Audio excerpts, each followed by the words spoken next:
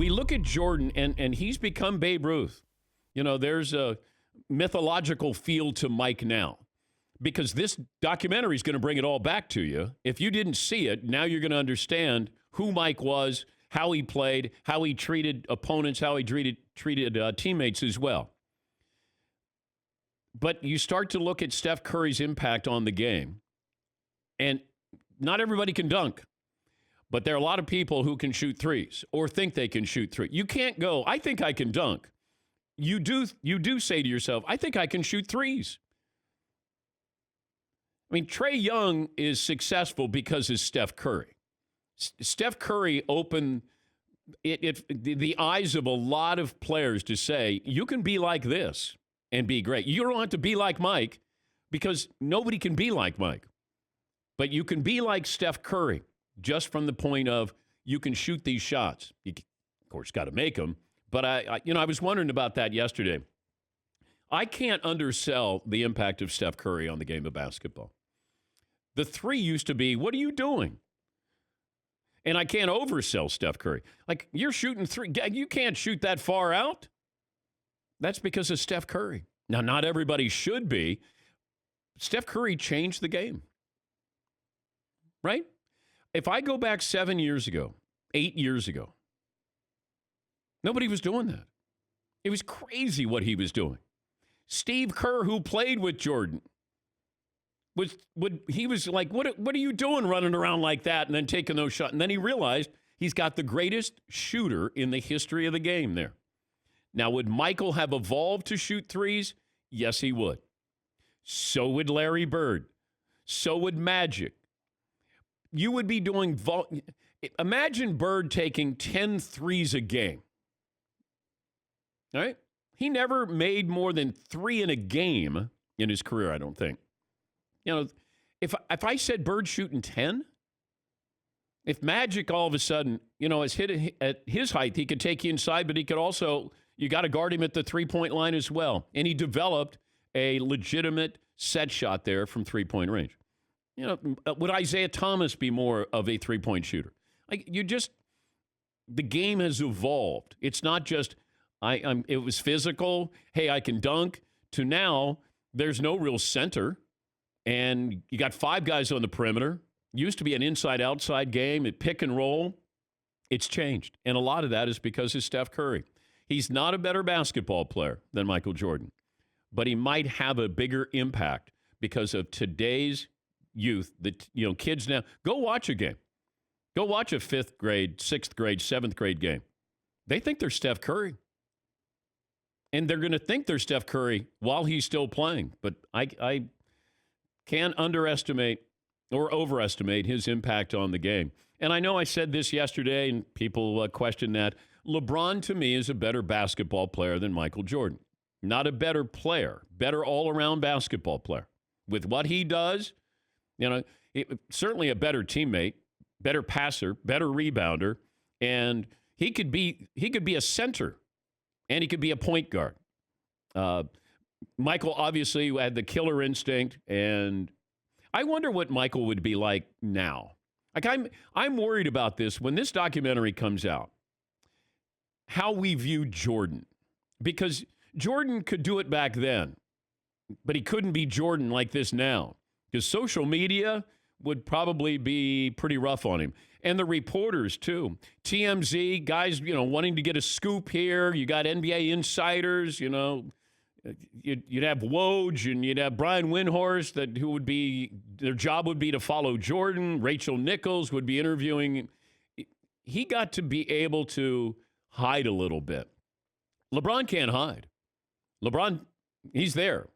And I think if I switch these and LeBron played back when Mike did and Jordan played now, LeBron would be the greatest basketball player of all time, because there was nobody like him.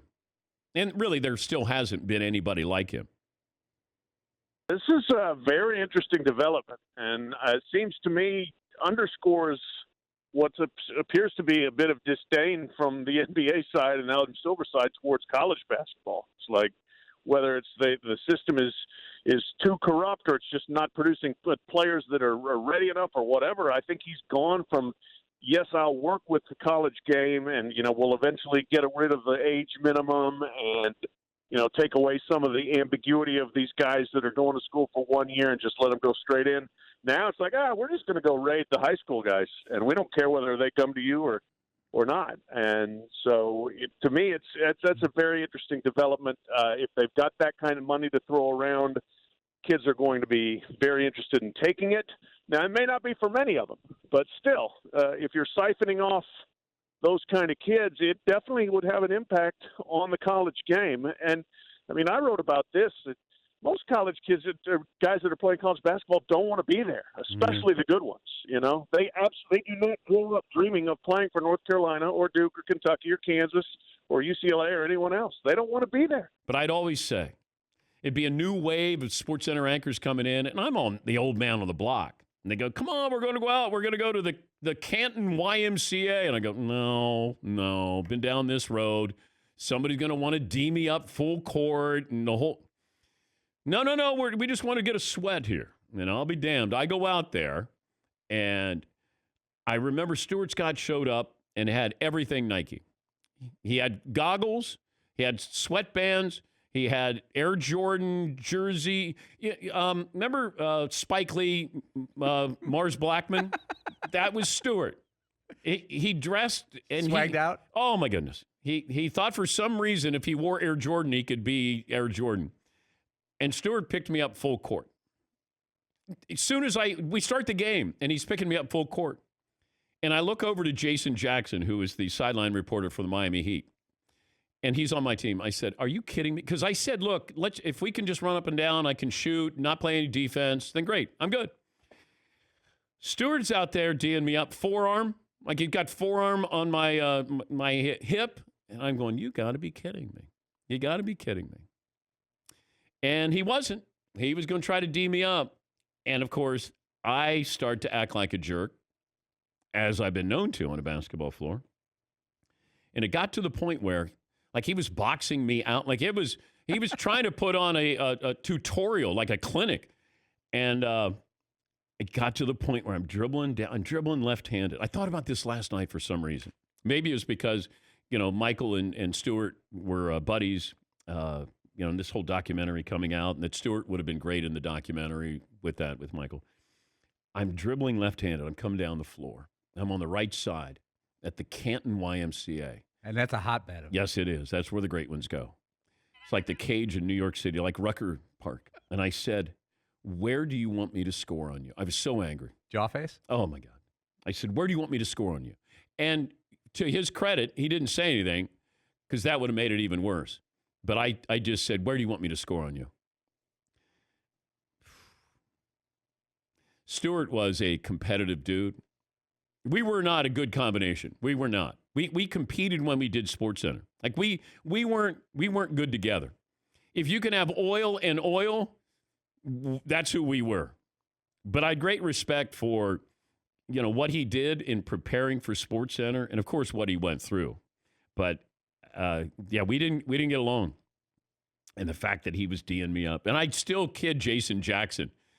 All I have to say is, where do you want me to score on you? And he just starts laughing because he knows that's in reference to Booyah guarding me. Oh, man. How cooperative was he to wanting to do this? He was, one of the first questions I asked him is why now? Why do you want to do this? And he said, I don't. And I said, why not? And he said, because when you see some of this footage, it's so raw that I don't know that people will be able to understand without context why I was acting the way I acted, why I had to be that intense in practice, why I had to make every practice more difficult in any game that the Bulls could possibly experience against the Indianas and the Miamis and the New Yorks of the Eastern Conference back in those days.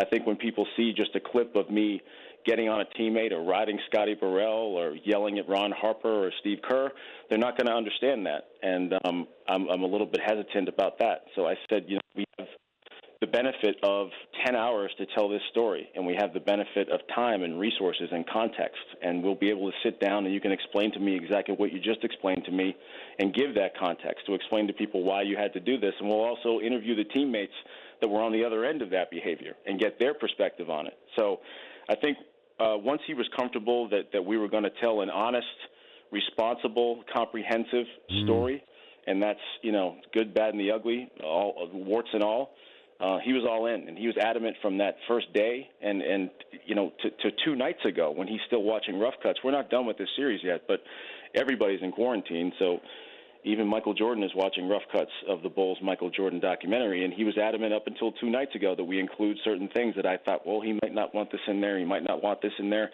He wants this to be as honest and truthful a telling of this story as possible, so it's been a gift that he's been this cooperative. So you have 8 parts done and 2 that are still being done. We're first and goal from the 1-inch line on episode 6 and 7. We're in the red zone on episode 8 and 9, and we're moving the ball down the field. We're over midfield on 10, but we'll get there in time for May 17th. Sit! It used to be a wonderland. It's just not anymore. Give me a piece of the green. It always bounces left. Low and slow.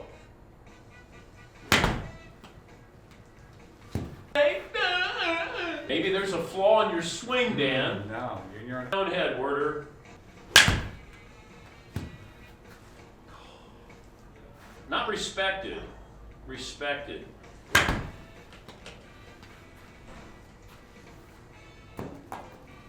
It's not the equipment. I will say that. It's me.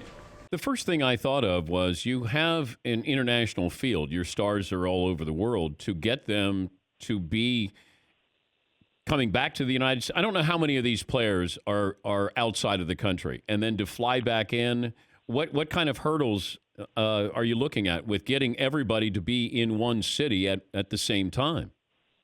Well, to that point, we have 93 players from 28 countries, and we have been in close contact with all of our athletes since we left the Players' Championship. Right now, we believe we have 25 players that are outside the U.S. And roughly 35 caddies.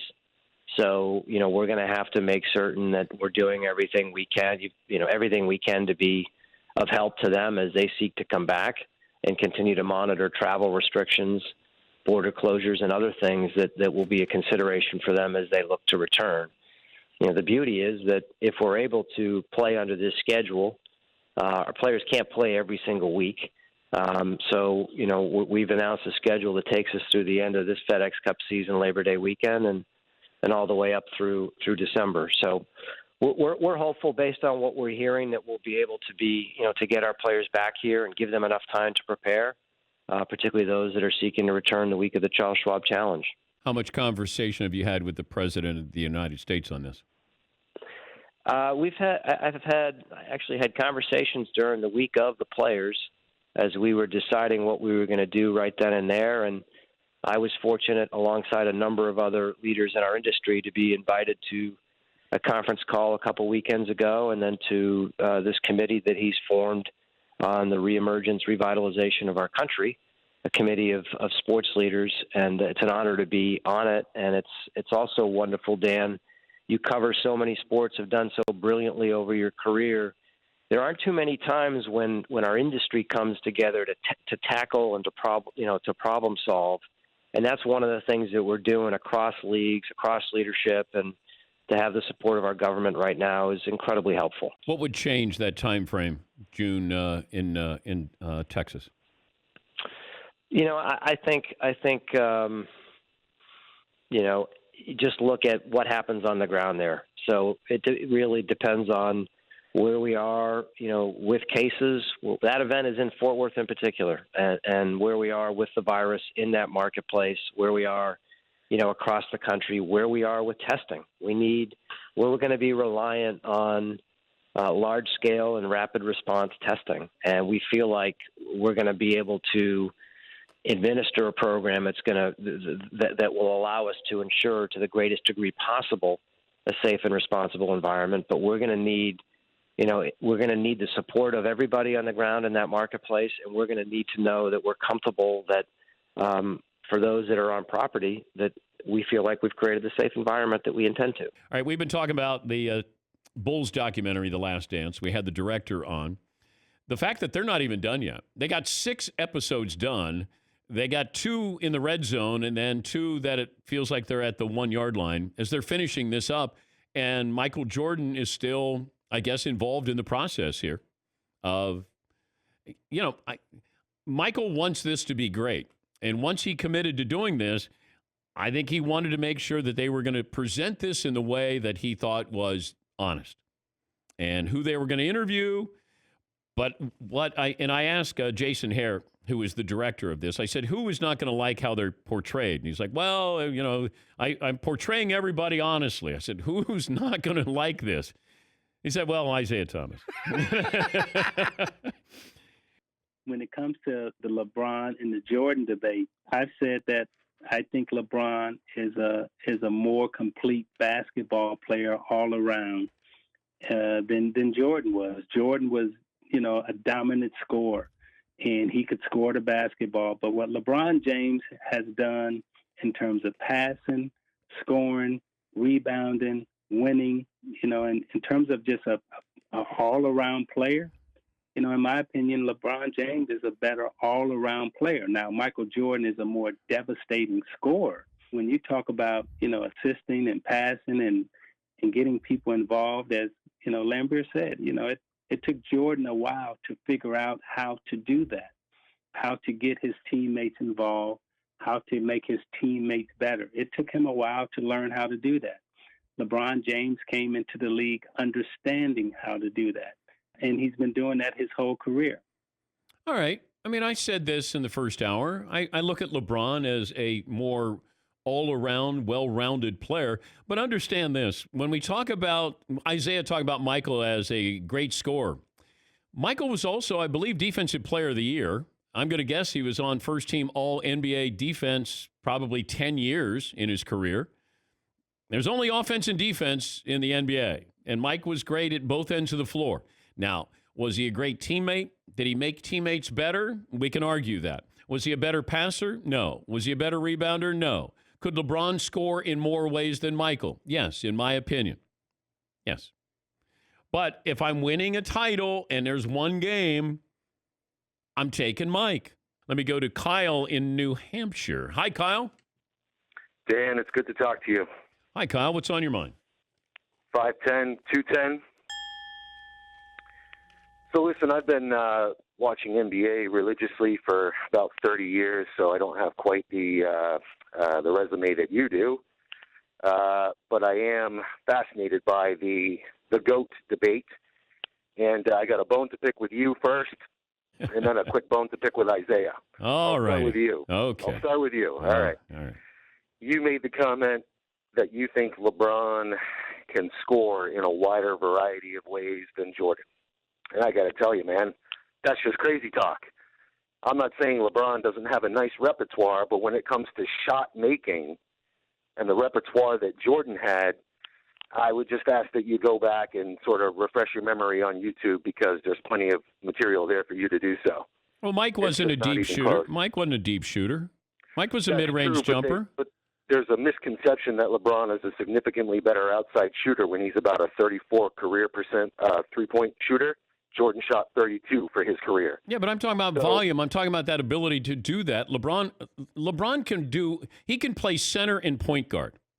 Yes, absolutely. He can play it offensively and defensively. Variety of scoring moves, Dan, which was the implication. Variety of ways you could put the ball in the basket. Yeah. Let's be honest about it. LeBron's primary move his whole career has been putting his head down and barreling to the lane, and there's no shame in that. It's a great move. It's effective. But in terms of variety, you got to go back and take a look at Mike on YouTube because it's not even close. I think you're so underrating what LeBron James has done. I do. I look, Jordan is spectacular. But, his ability on offense is better than Michael's because if I also factor in passing the ball, he's a better offensive weapon from the ability of making people better. Jordan didn't make people better unless he, was browbeating them. When you say that's fair? Making repertoire. What? I think that's fair, yeah. But okay. If it's strictly for shot-making repertoire, it's Mike all day, and it's not even close. Well, I'll disagree because I think that when we factor in off, and thanks for the phone call, Kyle. I could tell where Kyle was leading up to something where he was going to say something nice and then he was going to say something that wasn't. I've been in this business long enough to know that there it is. There it is. Hey, I'm a big fan, blah, blah, blah, blah. But I'm going to have a bone to pick with you. I just think LeBron is underrated with people because there is a negativity attached to him. For some reason, no negativity to Michael Jordan. When's the last time somebody, had something negative to say about Mike? Oh, wait. LeBron, every single game. Every single game. Nobody criticized Mike. Now, this has horseradish in it. And this is the au jus. My Lord. But I can't dip it in there twice, though. Are you a plate? Here. My goodness. It's messy. Yeah. I'm prepared for this. The horseradish was on the right. Regular one. Horseradish over here? Yeah.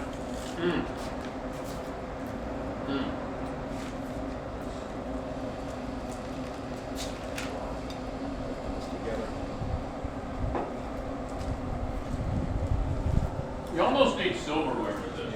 What did you learn on today's program, Todd? Craig Kilborn had deep range on the basketball court. He played at Montana State. Yep. He was good. He was a good player. McLevin, what did you learn? Apparently, Isaiah is not going to like this documentary. Yeah, doesn't look like that. Seton O'Connor. In case you are interested in educating yourself on the greatness of Michael Jordan, go to YouTube and catch up on some highlights. And I could catch up on all of his plays, all of his offensive moves. Paulie, what'd you learn? As much as I want to watch the Michael Jordan documentary, I'd rather watch Isaiah Thomas watching the Michael Jordan documentary. What did I learn, Todd? You learned and still remember Stuart got extremely competitive boots. He'd have his forearm out and put the full court press on you. Get some more information on that Tom Brady jersey sales, okay, over the weekend. Have your French dip over. What we learned brought to you by LegalZoom. They take care of your estate plan without you leaving your home. Learn more at LegalZoom.com. Be safe, be smart. Talk to you Monday.